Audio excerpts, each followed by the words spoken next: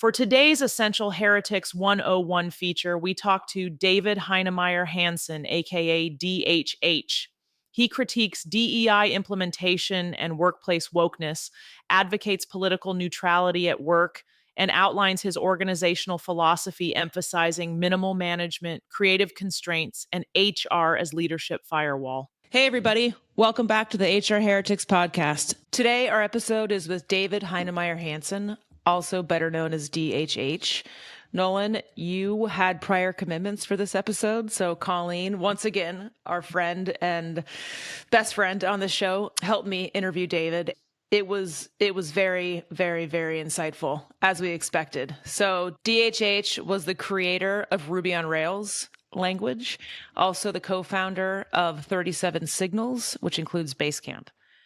David, thank you for joining us. So great to have you on the show today. And of course, Colleen co-hosting with me today in Nolan's absence. You are one of the more spicy speakers I've listened to and read, and we love that here. So would love to kick it off with just your history on Ruby's on Rails. I just love to hear how that happened, how you decided to create that, and what that was like. Yeah, no, it's a great story. I mean, I started developing for the web back in '95, which was all HTML. I didn't really know how to program properly. I tried to learn how to program a few times, and I find it awfully hard to figure it out. And I spent a few years doing programming as a tool. And then Jason Fried and I started working on Basecamp together with the two other people we had at 37 Signals at the time in 2003. And it was the first major project, in quite a while where I did not have a client. I did not have anyone saying, you have to use PHP, you have to use this, you have to use that. We had free range, and I took it upon myself to mean that I had free range, and I was just going to tell Jason what we were going to use. I wasn't going to ask him. And at the time, I'd been reading Martin Fowler and Dave Thomas and some of these other programmers who were writing at the time about Ruby in this kind of abstract way. Hey, I'm going to explain a programming concept to you. I'm going to use Ruby because it almost looks like pseudocode. You'll be able to follow along even if you've never written a line of Ruby code. And I thought, this really looks like an interesting programming language. Here are these titans of the industry. They really seem to enjoy it. I should give it a try. So I gave it a try for the development of Basecamp. I said to myself, you know what? Let me give it 2 weeks. And I think it barely even took a week before I was head over heels in love with Ruby. It wasn't like, oh yeah, I can use it. It was, OMG, my mind is blown. What even is this? Where has it been my whole life? I want to do this. So Ruby to me was really the inflection point of my career. It was basically learning that and going, oh, I want to be a programmer. This is what I want to do. I don't just want programs. I want to be a programmer. David, I heard you say on the podcast, you want your code to sing. Like that level of passion. What does that mean? I don't think all programmers think about programming in that way. I want to make it sing. And I really take that, though, from like a literal thing of I am a software writer. I'm not a software engineer. I have rejected the engineering label for the longest time. I know that's the industry standard, and people talk about hiring engineers. I don't hire engineers. I hire software writers. And I say that not because I don't like engineering. I mean, every now and then I do engineering. I sit down and very methodically measure things. But most of the time what I do is writing, which is far more akin to someone writing prose, someone writing nonfiction, even fiction, even poetry. That's how far I'm willing to push it. That the best code that I've personally written, it feels like it's poetic in its expression, with its dance, with its song, with the computer.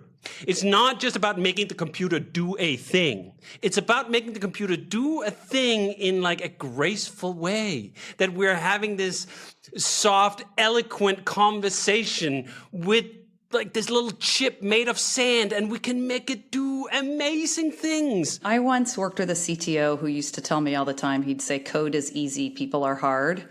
And you have basically made an entirely separate, I think, impact on technology organizations on the people side based on what you've written, you and Jason. In fact, from my understanding of your history, you were writing even before Basecamp came out. Like you had a Substack, you had an audience, you're writing about companies and company building and those kinds of things.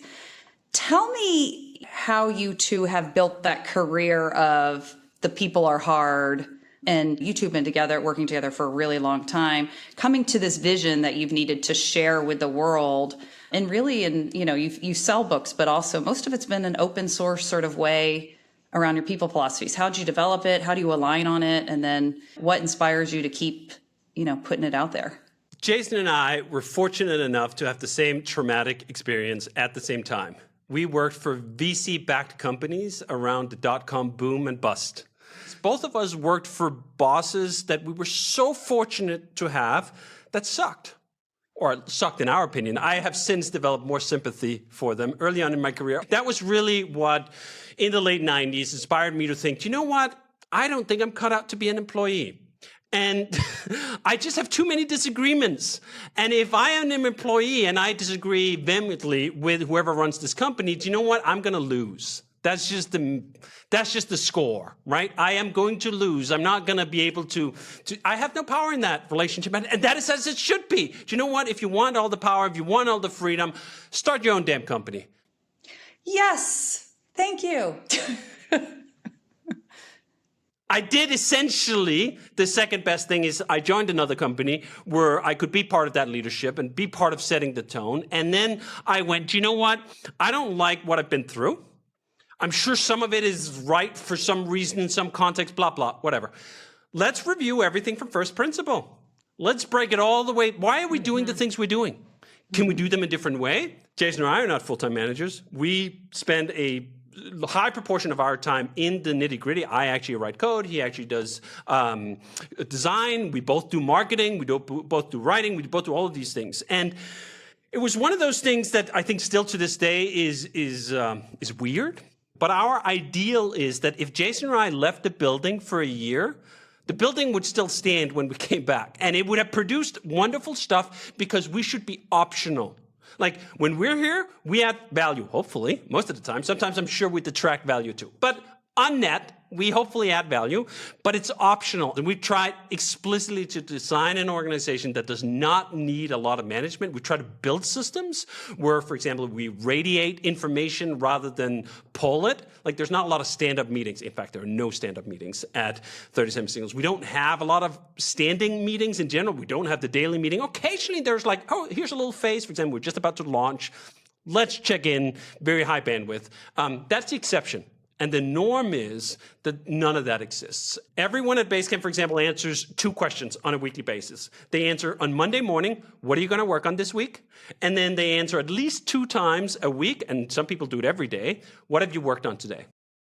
Hey everyone, we'll be right back in a moment after a word from our sponsors. Your workforce is your organization's greatest strength and often its largest single expense. But without the right tools, understanding where your workforce spend is going or how it impacts your bottom line can be a challenge. That's where Planful comes in. With Planful, HR and finance teams get the clarity they need to make smarter workforce decisions, gain real-time visibility into workforce fluctuations, forecast with confidence, and adjust talent acquisition plans collaboratively based on costs today and into the future. No more guesswork, just data-driven insights to help you plan with accuracy. And the best part, Planful is fast and easy to implement, so you can be up and running in weeks, not months, with minimal IT support. Plus, as your company grows, Planful grows with you, providing endless runway for strategic workforce planning at any scale. Ready to take your workforce planning to the next level? Join over 1,500 organizations already using Planful. Visit planful.com/heretics to learn more.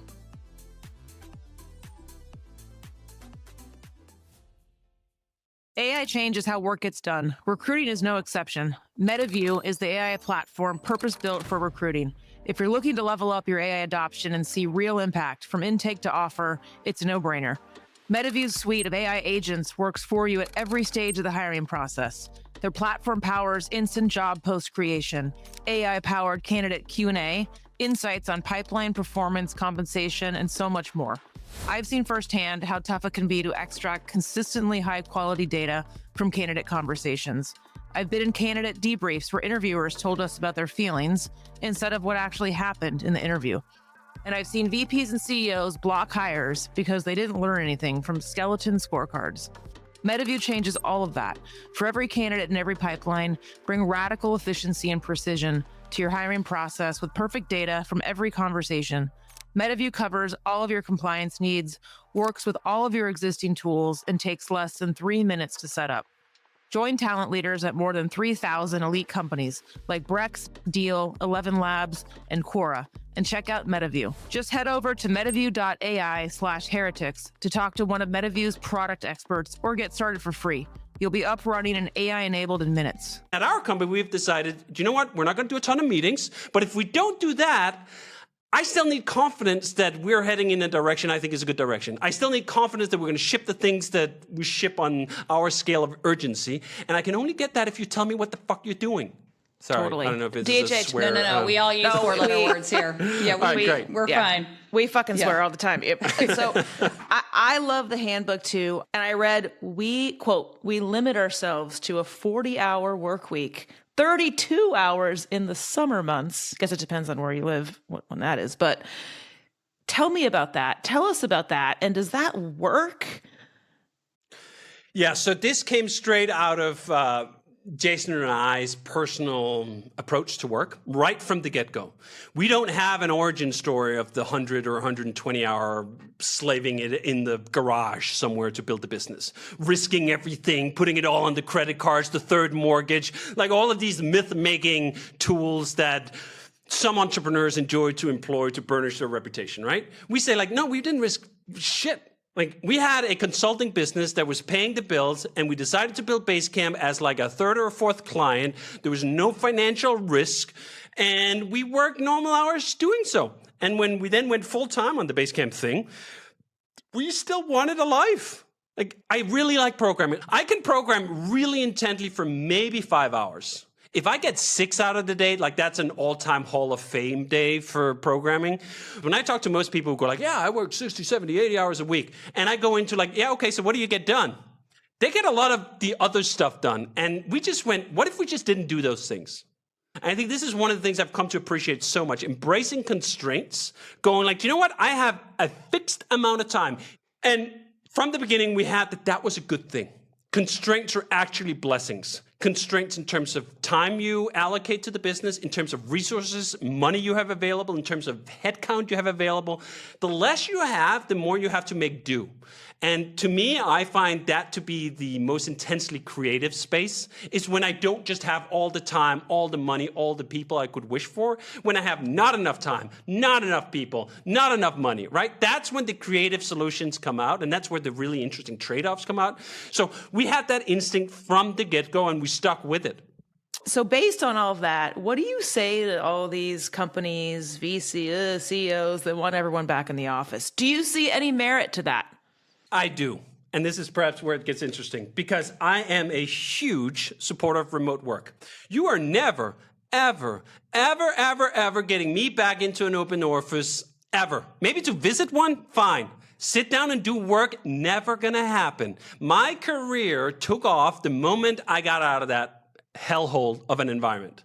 The moment I could shut my door and get 5 hours of uninterrupted time without someone yapping, without someone on the phone, without all the distractions of the open office, that's me. And this is why we literally wrote the book on remote working back in 2013, Remote Office Not Required, where we proclaimed all the wonderfulness of remote work, right? I believe that as strongly as I've ever done. Do you know what I also believe? I believe that humans come in all different shapes and sizes and varieties and brain configurations. And some brain configurations, either through pattern or DNA, just prefers to be around people. Some don't. I'm an introvert. Like, this is my second podcast of the day, and I had 2 other conversations because I jammed everything into Friday such that the rest of the week I would see no people, right? Like, that's just me. That's what I like. And you'll collapse after. You'll run away exactly. after. I will collapse after this, but it'll be like, all right, great. I did a day. That was humans. That's fine. And then the rest of it, I don't want humans. That's not everyone. And it's completely fine. Not only is it fine, it is a misnomer to believe that just because like all the programming friends you have are also introverts, that's the world. Like, 2/3, I think it is, or even 3/4 of the world, they're extroverts on all the metrics. Do you get energy from being around other people, or do they drain you? Most people say, I get energy. I have a son who, like, if he spends even 5 minutes not around other people, he's like, so what are we doing? What are we doing? Can I be around humans? Can I be around humans, right? And I thought, you know what? There should also be some companies for them, even in technology. And there are organizations who've literally built like an illustrious history on the back of that. I think Apple, to me, is the perfect example. I have all sorts of bones to pick with Apple. I would not want to work at Apple. You could not convince me for any amount of money in the world. If Tim Cook came tomorrow and said, here's $100 billion, I'd say, like, keep it in the bank, Tim. So I'm not doing that, right? But can Tim and the rest of the people over there build a spaceship and plant it somewhere in Silicon Valley and get people to come there without that being like a crime against humanity? Without being that like cruel and unusual torture to ask someone to come to a freaking office for 8 hour days? This is the kind of precious bullshit that gives actually remote office advocates a bad rep. When they think like, oh, everything has to be open source, like, or everyone has to be remote, everything has to be remote, every single company has to be remote. Shut up. Yes. Jesus. Let them have their damn office. I deleted all those people on LinkedIn. I got so tired. And now, granted, I was working at a company where we had always told people you have to come back into the office. So right. I was, in the crosshairs of a lot of friction. Yes. Not that we never told them otherwise. So which was my thing. That's the main problem. People should be clear. Some like did. I think it's shitty when the companies that said, sure, you can be remote, we're going to go remote, and then they changed the deal on their employees. Yes. And I think that is exceptionally shitty. But I do think, I agree with you that I think that there should be choices and people should make those. And I'm going to tie this into another spicy topic. I got a lot of shit a few weeks ago because I said companies should be able to decide whether or not they want to focus on diversity, and that's their choice. And that you don't, and if you do, you should do it the right way with all the right things. And if you don't, then just tell people and let it go. You and Basecamp and 37 Signals, like, famously a few years ago said no politics in the office. And, sort of, I think it sounded like you got a bunch of heat back then at the time. I'd love what do you mean heat? I think that's not the right term for the hell of 2 weeks we went through on Twitter and elsewhere. Depends on who you are. Well, thank God news cycles are short these days. I would love to hear what you have to say. I mean, Kelly and I are probably still licking some wounds from my very clear, like, well, if you don't want to do it, don't do it. But that's my company, so that's a choice. And I will tie that into something I heard you say, which I thought was very interesting, and I'd love you to talk about maybe this layered on to Colleen's question, is people are afraid to say what they think. Why? What is, I'm sure you don't need more prompting, but maybe those two things together. He seems to have embraced his inner confidence here. I love it. Yeah, I think this is part of when you survive your 18th cancellation attempt, you don't really fear the 19th. You're like, what are they going to bring this time, right? Like whatever force they bring to the conversation of trying to do that has already been expended, has already been tried, and it didn't work. So that's giving me some confidence. I think, unfortunately, corporate America just got held ransom for a while by a religious sect that we now know as Wokeness. And that religious sect gained incredible power in a way I am still in awe of, because I've dug into the history of the sort of philosophical underpinnings of this, and you can trace the lineage all the way back to the 1920s if you want, and certainly back to the 1960s. And there's literally the architects of this kind of thinking plotting in public, in writing, in the 60s. Yeah, this is going to take generations. The long march through the institutions, which was one of these approaches where, do you know what? The way we're going to win this battle, going to gain power, is that we're going to infiltrate the universities. It's going to take a few rounds. We're going to start with some professors, and we're going to get those, and they're going to teach some students, and they're going to become professors. And fast forward from 1967, I think Marcuse was writing most of his pivotal papers. I don't know what you want to pin it at. Historians are going to pin it. 18, 19, whenever things really went nutty. That is an amazing accomplishment that you can literally plot like 50 years in advance and see your plan come to fruition after your death. But it happened. And it was one of those just, I hope, seriously, like both fingers crossed, once in a generation, things to go through. Because it was just crazy. It was absolutely crazy, and it undermined just some fundamental, what I thought to be liberal principles. Like, I think of myself as a relatively left-leaning person on a whole host of topics, and I thought I was quite left on a bunch of things. And then I just saw what existed like 400 miles left of that, and I went like, yeah, that's nuts. We're not going to do that, are we? And like, oh, okay, yeah, we're all doing that now. And if you say anything short of that, like, you will be beheaded on Twitter. And we were. Or at least attempted to. So we, in 2021, April, sort of had enough of this, Jason and I. Like, this was growing, had been growing for a couple of years inside of 37 Signals, like just little steps, right? Like, this all happened slowly, then all of a sudden. And it was happening slowly, and then we got to sort of the all of a sudden point where things were just getting silly. Like, calls for us to vet the political background of customers, for example.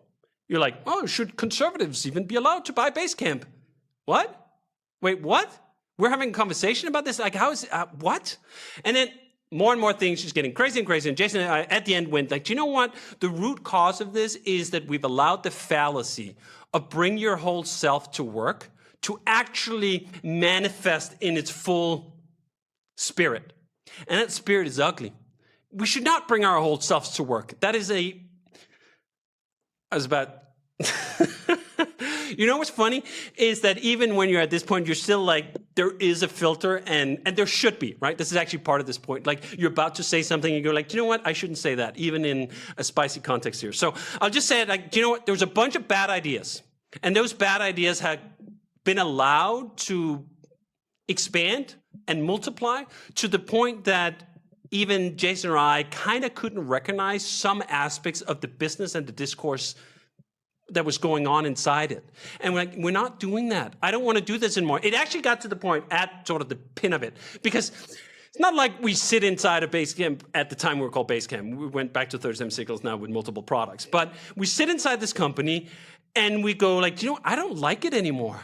Like, this is our company. Do I want to work here if I just take the angle we're on and I plot it 5 years into the future? No. I don't want to work here. Like, I'll plant potatoes. I'll do something else. I don't want to. So that gave us the confidence. Do you know what? All right, this is gonna be a bit contentious. We knew that, right? Did we know it was going to go freaking super viral? No, we did not. Did we know it was going to be basically borderline national news and all that stuff? No, we did not. But we did have enough confidence. You know what? It's going to ruffle some feathers, and maybe it's going to be a little uncomfortable. But I don't want to do this anymore. We're not going to talk politics where we work. Right? You can talk politics all you want. I talk politics all the time. Find like-minded people. Politics can be a fun thing to talk about. I think a little less fun maybe in those years, or it could get like not just spicy, but aggravated. But do that. Great. Fine. Not at work. Not like where we're trying to coordinate the to-do tasks about the next feature we're building into our project management tool. That's not the space for us to deliberate on the great injustices of society or the historical context of the slave trade or whatever it is. However pertinent and important those issues are to you, don't bring them to work. Exercise your out-of-work self for that. Be an activist. Show up for a march. Do all the things in your spare time. We're only asking you to work 40 hours a week. There should be enough time left over for you to do that. For one, I appreciate the clarity of identity, right? That's something that, again, whether you agree or disagree, it's clarity of what this is, and you can make a choice. Or to your earlier point, go start your own company.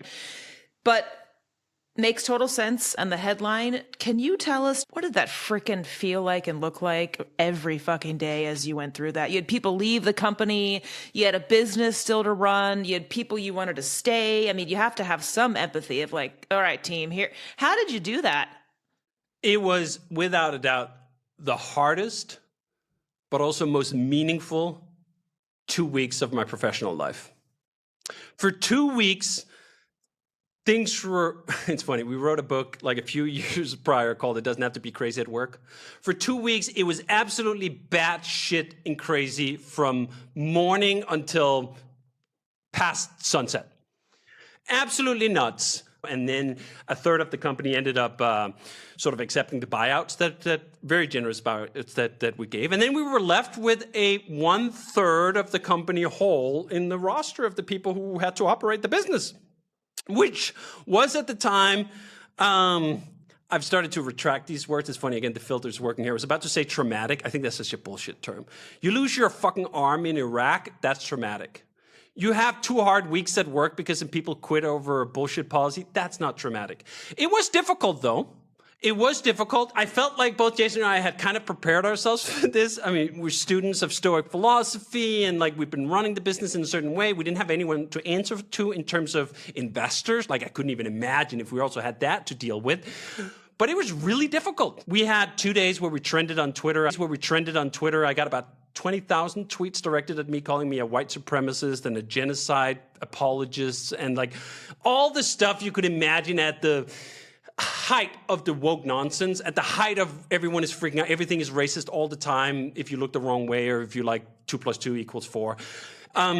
That intensity, like the entire community of everyone who cared about that focused their laser beam on our little company for about 2 days. And for a week, it was just bananas. But do you know what? This too shall pass. And not only did it pass, it didn't even take that long to pass in this sort of grand scheme. It was 2 very hard weeks. And then the 2 weeks after that were already like orders of magnitude easier, still like kind of difficult. And then we spent a couple of months rebuilding, if you will. We rehired. And then we thought, to your point, know who you are. And we had actually made the mistake of not being clear about who we were, not being clear about where the guidelines were and what we would tolerate. And we had tolerated way too much bullshit for way too long that in some way I can't even like feel that bad for myself because like we brought it on ourselves. We should have nipped this in the butt really early. Now, most companies also didn't nip it in the butt and they suffered with this for years after we did it. But after that, it was crystal clear. We now put in our job openings, there's a paragraph that essentially says, 37 Signals does not take a position on societal political topics. We do not discuss these things during work hours. You're free to have your own political opinions. That's just what it is, right? That was kind of like an antidote for all of this nonsense. We've not had a single employee since even contemplate engaging into any of this. I just want to like demystify this because the rest of us, we were not disagreeing that diversity, equity, inclusion, belonging, people, all these things that stands for, we need that. That is undisputed. If I can paraphrase, what you're saying is we've made a mess of it.